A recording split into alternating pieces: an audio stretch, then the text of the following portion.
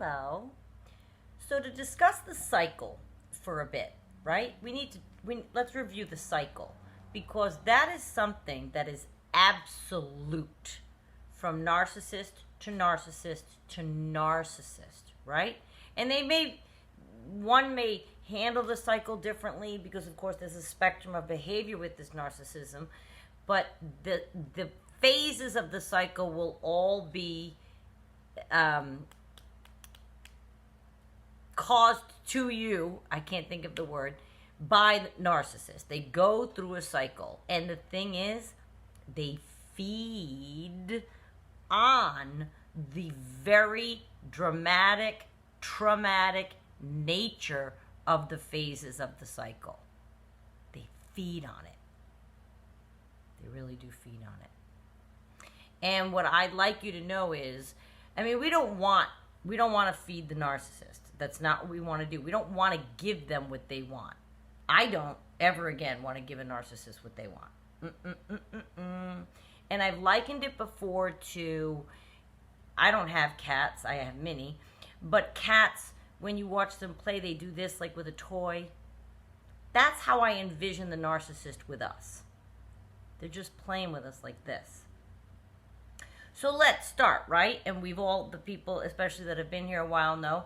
So they all come in with this love bombing, right? That's how they start. That's the word. They come on strong, fast, and hard.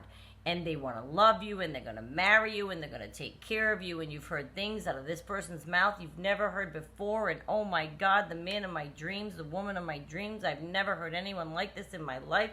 And you're not even past, like, the meal. You're on your date 1, date 3, okay? Feelings like that. I'm not saying I don't believe in love at first sight. I know couples that met and it was like that. But they talk about it in the past. Like, in other words, they'll say, oh yeah, I knew right away. They didn't tell the person right away by the salad. They allowed it to unfold. They allowed their feelings to unfold. They allowed their mate to get to know them and feel the same way about them. They allowed things to happen naturally. Even if they were smitten, they didn't scare the person by telling them right away, hi, I'm smitten with you, and just never leaving them alone with words of affirmation and positivity. And we all want that, but my God, slow down. That's a red flag when they come at you that way. They like dramatic. The narcissist is going to come on like that because they like to see the effect they have on you to be like you're swooning, right? They like that. It's dramatic. It makes them feel big. Their ego is stroked because they're affecting you in this way. Because as they're telling you, they see you just melting and just falling for it. And they are getting a charge. They're thinking, oh, it's working. I really do detest being the one that brings this news to you, but it is the truth. They get a charge out of watching you fall for exactly what they're saying. So that's the first phase, right? Then comes the testing. They're going to start to test you just when you feel comfortable. So you start to believe them. They see that you start to believe them. Right? Now they're going to test you. How? Well, they have little acts of transgression that they'll start doing. And, I've said this many, many times, and you'll hear me say it many, many more, because I truly believe this. The details don't matter. Because what's an act of betrayal to you might be a different tolerance than what's an act of betrayal to me. The act might be different for your narcissist, what he did to you, than what mine did to me, and the next person. So whether it's cheating or lying or whatever it is, it's an act of transgression. We know what that means. And then they'll test you. How mad are you going to get? What are you going to say? Are you going to say anything? Are you going to ignore it? Are you going to cause a fight? Are you going to go berserk? They start to test to see what they can get away with. And your reaction, especially if it's absolutely crazy and dramatic and you're upset and you're screaming and they get a charge out of that. Of course they do. It's called narcissistic supply. Okay? They need supply, and we are there. That's the word they use, and I detest that word because I don't like to think of us as supply. We're human beings, but that is how the narcissist sees us. So that's where the word comes, okay? So when they love bomb you, it's because they see you as a chance for new supply, they call it, right? Now in this testing phase, you blow up, you get all dramatic, you're fighting with them. They love it. That feeds them. That chaos feeds them. The fighting. That is what they were after. They love it. You're paying them mind. You're giving them attention.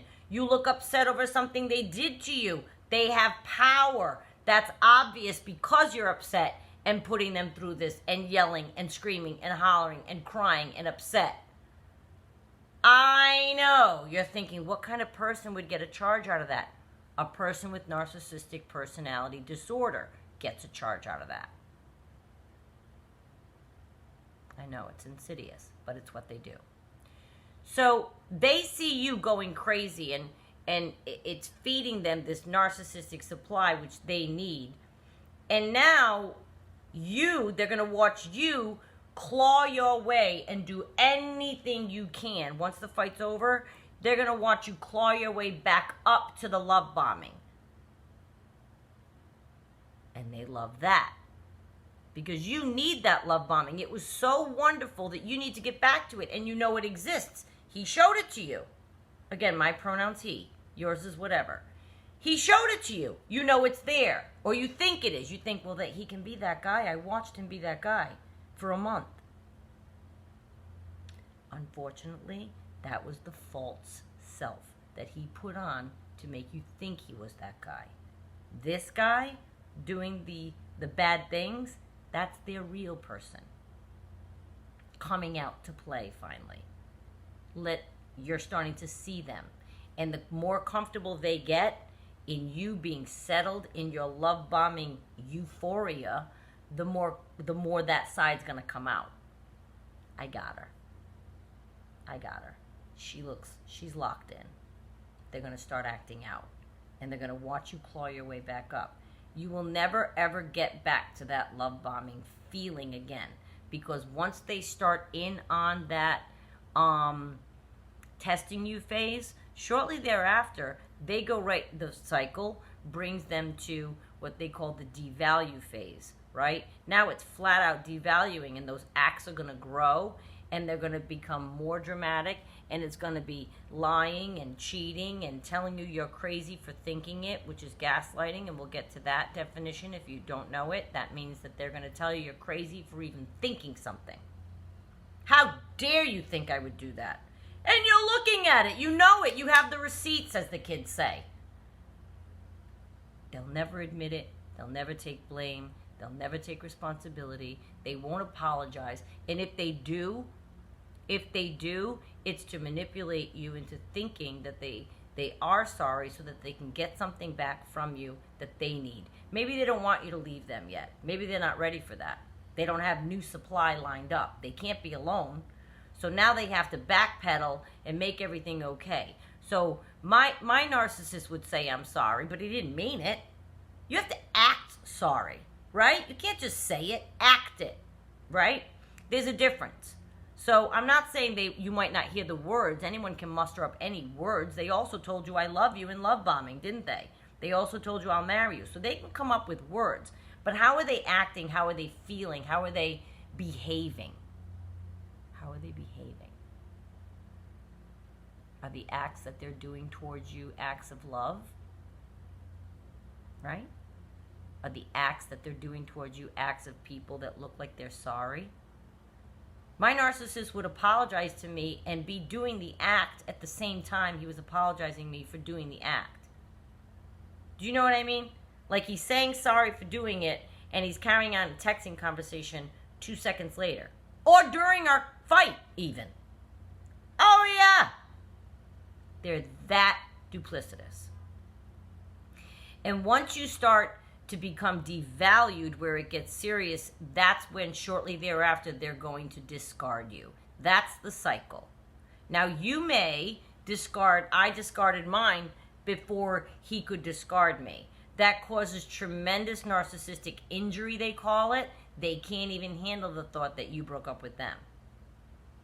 So now they're going to try to claw their way back to you. This is the further part of the cycle after the discard, whether it happens with you discarding them or them discarding you.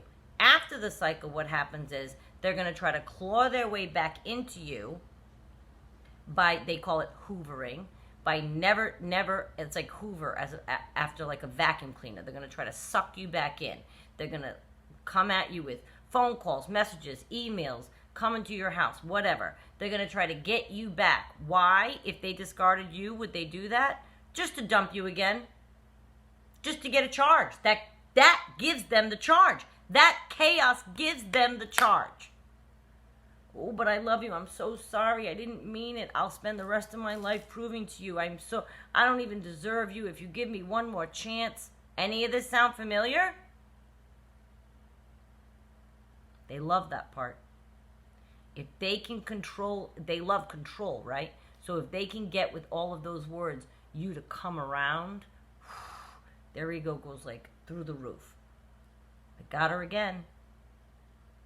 They might play with you for a little bit, and then they'll discard you. They got to make sure they were the one. I caution you against that. If you got out with a clean break, don't let them back in. Do not. Do not. If you want to talk to them, you have some last words to say. You know, a lot of the advice is against that. But if you want to get your last word out, go right ahead. But do not allow them to come back in with the hoovering, more love bombing. It'll be thicker than ever, the things they come out with. Thicker than ever. Swearing on God, swearing on their mother's life, swearing on their children, swearing on, oh, my narcissist came in strong. God help him for the things that he swore on and was lying. Swore on things. Let's put it this way. I prayed for the people he swore on so that they didn't lose their life. That's how much he would try to come back in. And that is chaos they are needing. You're addicted to the love bombing because you really want that because it was unbelievably phenomenal. They're addicted to you as narcissistic supply. Meaning in the love bombing, you were new supply, and in the fighting and the chaos and all the devaluation, they're addicted to that. That chaotic, dramatic mess. And you might say, well, how? Why? Who would want that? This toxic individual wants that. They want it. They need it. They need it. They need the turmoil. They need the upheaval in their life. And if they don't get it, they're going to go out and find it. That's why the minute you're settled in the love bombing phase, they start to test you to see if they can get away with it. Because they're going to start to talk to other women, men, whichever, and they're going to start to try to see other people. They're going to start to lie to you. They're really going to try to stretch that boundary and see how far they can get, what they can get away with. And whatever you allow, your behavior will teach them. What you accept will teach them how to behave with you. I'm at the point now with everything that I've learned, I don't want the chaos of that cycle at all. And I will recognize it. Maybe not right away, like I said before, like we all go through this learning curve, but I will, I think, catch on eventually. These are all red flags that happen in these relationships. And at some point, we have to stop stomping on these red flags, which is what I did, and pay attention to them and react. And I'm telling you right now, I'll shut it right down. And I have. I've put it to use, and I have shut things right down when I see it and smell it and sense it. Done. If you think about mistreating me in any way, I'm going to smell it, sense it, and I'm going to be done. I don't think that that's, pardon me, a way that people can be. I think I've seen it. I've seen couples that are just nice to each other. Imagine. There's a thought. They revere each other. They respect each other. They're good to each other. They talk well about each other behind each other's backs. Like a narcissist is going to talk bad about you while he's in a relationship with you to another, in my case, another woman he would be trying to woo her. So of course he's downplaying our relationship, yet we were in a serious relationship according to him to me. It's an absolute cycle that they go through. And they go from person to person to person to person. So you will be new supply, then you will be old supply, then you will be X supply, and they'll move on to the next cycle with the next person. It is something they have to go through. They have to do it. And the devaluation that they go through, they have to do that too. You say, well, why can't they just stay happy? But they're not like us. They're not wired like us. They are broken people who are addicted to the chaos. So, just stay with us.